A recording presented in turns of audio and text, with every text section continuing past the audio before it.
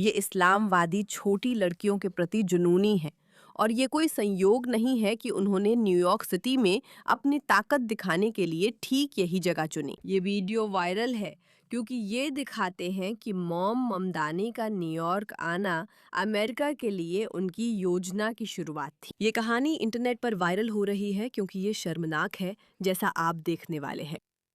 तो ये न्यूयॉर्क का एक ऑल गर्ल्स यहूदी स्कूल है और जो आप यहाँ देखने वाले हैं वो है कुछ मुस्लिम पुरुषों का समूह जिन्होंने अपने नमाज के जानमाज लिए और उस इमारत के बाहर लाइन में लगा दिए ताकि वे सार्वजनिक रूप से नमाज पढ़ सकें।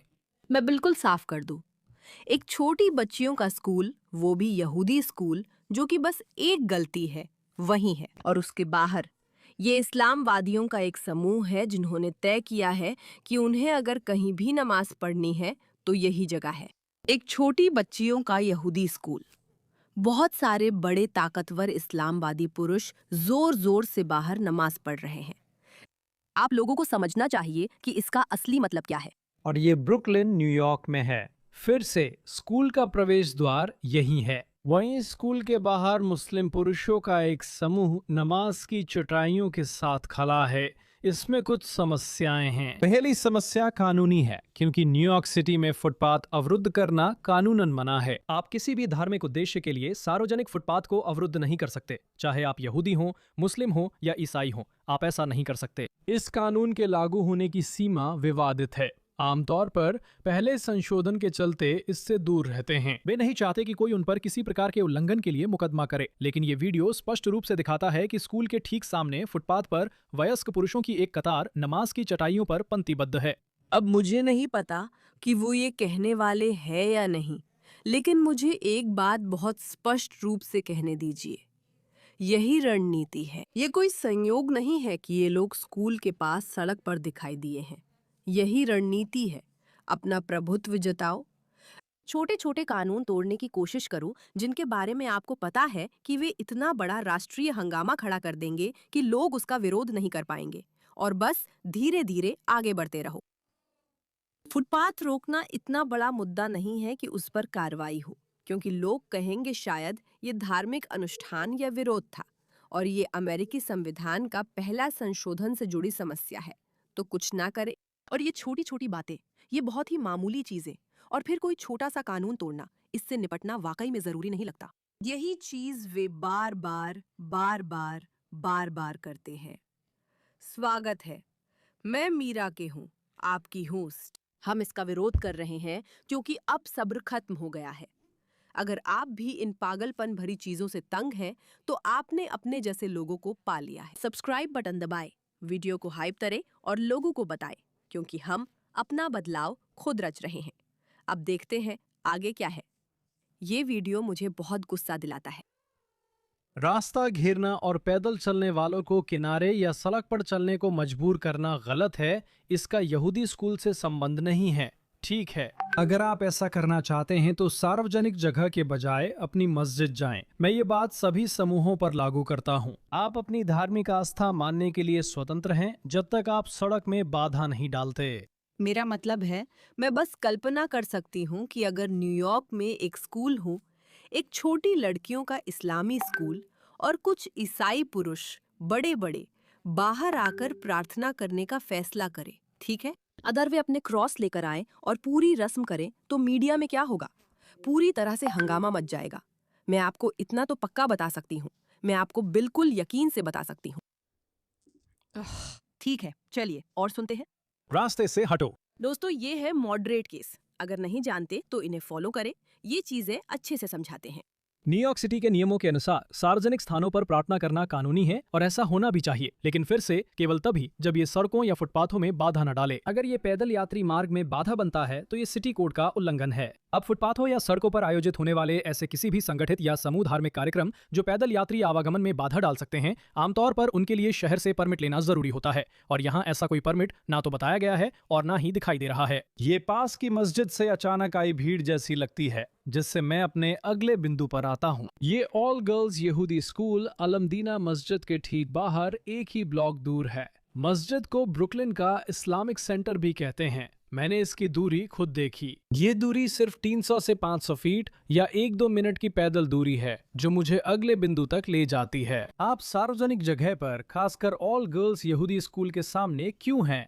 क्योंकि यही तो वे हर जगह अपनी दबदबा दिखाने के लिए करने की कोशिश कर रहे हैं, ताकि उन्हें पब्लिसिटी मिल सके। और ये साफ करने के लिए कि ममदानी का शहर तो बस शुरुआत थी, उनका मेयर आना भी सिर्फ शुरुआत थी। आपके पास 300 फीट दूर मस्जिद है। क्यों? मुझे सार्वजनिक प्रार्थना से कोई समस्या नहीं। लेकिन जब आप ऐसा करते हैं जो दिखता है कि डराने के मकसद से किया जा रहा है, या जब आपके पास 300 फीट दूर मस्जिद है, तो ये जरूरी नहीं है। ये जरूरी नहीं है, ये पूरी तरह से जानबूझकर किया गया है। ये उन लोगों की अपनी पसंद थी। मैं नजरअंदाज नहीं कर सकता कि न्यूयॉर्क सिटी में 2023 से यहूदी विरोधी घटनाओं की चिंता बढ़ी है। यहाँ कई यहूदी स्कूल और संस्थान हैं। उन्हें बार बार निशाना बनाया गया है, जिससे वे असुरक्षित महसूस करते हैं। उन पर हमले हो रहे हैं। मस्जिद के अंदर या कम संवेदनशील जगह पर नहीं, बल्कि मस्जिद से 1 ब्लॉक दूर फुटपाथ पर प्रार्थना करना। ये डराने या प्रभुत्व दिखाने की भावना बढ़ा सकता है, चाहे वो इरादा हो या नहीं। लेकिन इस वीडियो और हमारे सबूतों से यही लगता है। मेरा मतलब है, हाँ, यही बिल्कुल इरादा था। सब लोग इस बारे में कोई गलतफहमी मत रखना। वो अच्छे हैं क्योंकि वो संतुलित और अपने काम में माहिर है, लेकिन यहाँ बहस करने लायक कुछ नहीं है। फिर से मैं आप लोगों को याद दिला दूं, ये रणनीति का हिस्सा है। तो ये काउंसिल वुमन इना वर्निकोव की ओर से है। ये मेरे क्षेत्र में लड़कियों का एक यहूदी स्कूल है।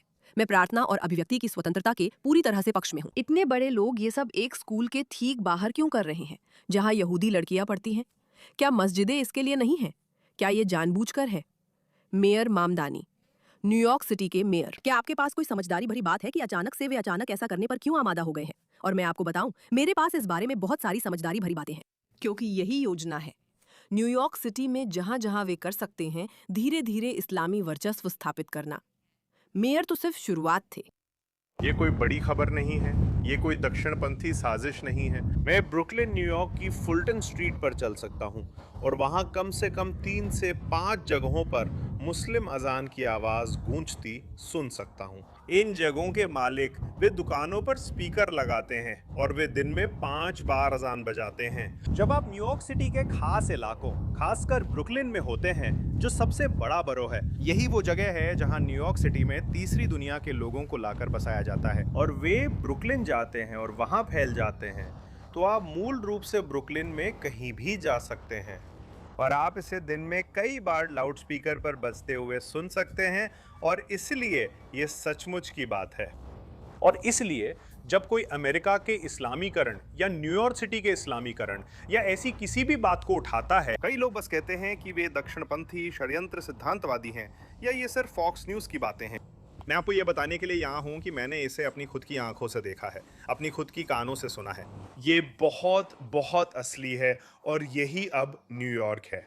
बार बार ये वापस नहीं जाने वाला है।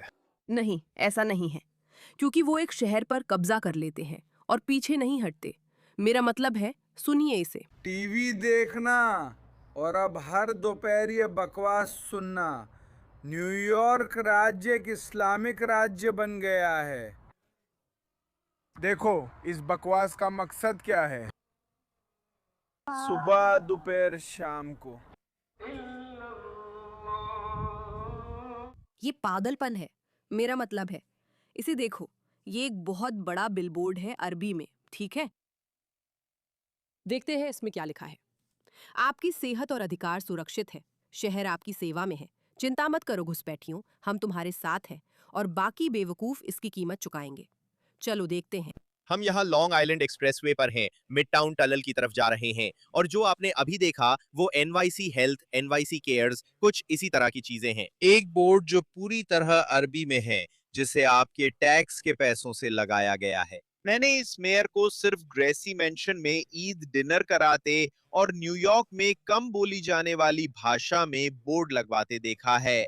यही शुरू से योजना थी, एक मेयर लाना और देखना कि वे कितनी दूर जा सकते हैं, ताकि उदारवादियों को फंसाया जा सके, और फिर धीरे धीरे हर दिशा में बस अपनी पकड़ जितना हो सके उतनी मजबूत बनाना। आप सभी को इसका जवाब देना होगा। इस मुद्दे पर ध्यान देने के लिए धन्यवाद।